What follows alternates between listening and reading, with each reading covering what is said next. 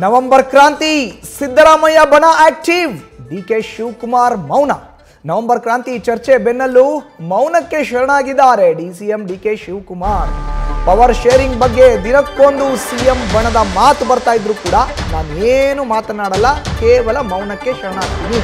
High command ಶ್ರೀರಕ್ಷೆ ನನ್ನ ಮೇಲಿದೆ ಅನ್ನೋ ಒಂದು ಮಾತನ್ನೇ ನಂಬಿಕೊಂಡು ಪವರ್ ಶೇರಿಂಗ್ ಬಗ್ಗೆ ದಿನಕ್ಕೊಂದು ಸ್ಟೇಟ್ಮೆಂಟ್ ಸಿದ್ದರಾಮಯ್ಯ ಬಣದಿಂದ ಬರ್ತಾ ಇದ್ರು ಕೂಡ ಡಿಕೆ ಶಿವಕುಮಾರ್ ಫುಲ್ ಮೌನಕ್ಕೆ ಶರಣಾಗಿದ್ದಾರೆ. ನವೆಂಬರ್ ಕ್ರಾಂತಿ ಒಂದು ಕಡೆ ಸಿದ್ದರಾಮಯ್ಯ ಬಣ ಆಕ್ಟಿವ್, ಈ ಕಡೆ ಡಿಕೆ ಶಿವಕುಮಾರ್ ಮತ್ತೆ ಅವರ ಬಣ ಫುಲ್ ಸೈಲೆಂಟ್, ಮೌನಕ್ಕೆ ಶರಣು. ಡಿಕೆ ಶಿವಕುಮಾರ್ ಮೌನದ ಹಿಂದಿದೆ ಹಲವು ಲೆಕ್ಕಾಚಾರ. ಯಾರು ಏನೇ ಹೇಳಿಕೆ ನೀಡಿದ್ರು ಕೂಡ ಮಾತನಾಡದೆ ಇರೋದಕ್ಕೆ ತೀರ್ಮಾನವನ್ನ ಮಾಡಿದ್ದಾರೆ ಡಿಸಿಎಂ ಡಿಕೆ ಶಿವಕುಮಾರ್.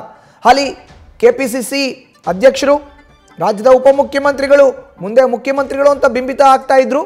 ಈಗ ಸಿದ್ದರಾಮಯ್ಯ ಬಣದ ಒಬ್ಬೊಬ್ಬ ನಾಯಕರೇ ಒಂದೊಂದು ಸ್ಟೇಟ್ಮೆಂಟ್ನ ಹೊರಗಡೆ ಬಿಡ್ತಾ ಇದ್ರೆ ರಾಜ್ಯ ರಾಜಕಾರಣದಲ್ಲಿ ಸಂಚಲನ ಆಗ್ತಾ ಇದೆ.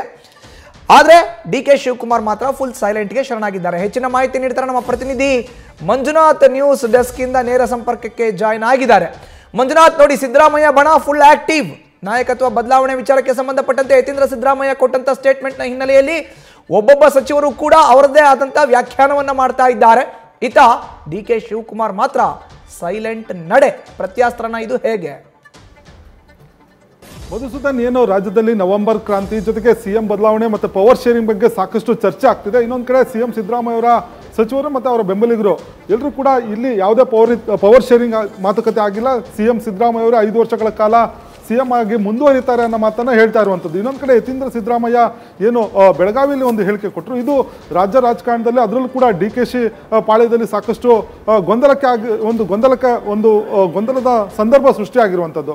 ಯಾಕಂದರೆ ಪವರ್ ಶೇರಿಂಗ್ ಆಗುತ್ತೆ, ನಮಗೆ ಸಿಎಂ ಒಂದು ಸ್ಥಾನ ಸಿಗುತ್ತೆ ಅನ್ನೋದು DK ಶಿವಕುಮಾರ್ ಅವರ ಲೆಕ್ಕಾಚಾರ ಆಗಿರುವಂಥದ್ದು. ಹೀಗಾಗಿ ಏನು ಈ ಎಲ್ಲ ನಾಯಕರು, ಅದರ ಸಚಿವರಾಗಿರ್ಬೋದು, ಶಾಸಕರಾಗಿರ್ಬೋದು, ಜೊತೆಗೆ ಯತೀಂದ್ರ ಅವ್ರ ಹೇಳಿಕೆ ಕೂಡ ಕೊಟ್ಟರು ಕೂಡ ಮೌನಕ್ಕೆ ಶರಣಾಗಿರುವಂಥದ್ದು. ಯಾಕಂದರೆ ಹೈಕಮಾಂಡ್ ನನಗೆ ಭರವಸೆ ಕೊಟ್ಟಿದೆ, 2.5 ವರ್ಷ ಆದ ನಂತರ ನನಗೆ ಸಿಎಂ ಸ್ಥಾನ ಸಿಗುತ್ತೆ, ನಾನೀಗ ಈ ಒಂದು ವಿಚಾರದಲ್ಲಿ ಶಿಸ್ತಿನ ಸಿಪಾಯಿ ಆಗಿರಬೇಕು.